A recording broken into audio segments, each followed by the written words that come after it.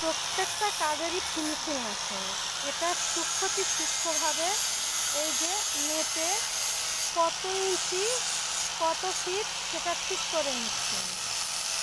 এই এই কাজটা করছেন যিনি, সেটা ব্যবহার হবে এই যে একটা সুন্দর গেট দেখছেন, এই গেটটা লাগানোর উদ্দেশ্যে।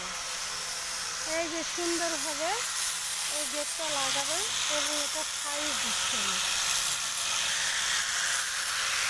পার্শ্ববর্তীতে উনি যে কাজটা করতেছেন, এই যে দেখেন সূক্ষ্মভাবে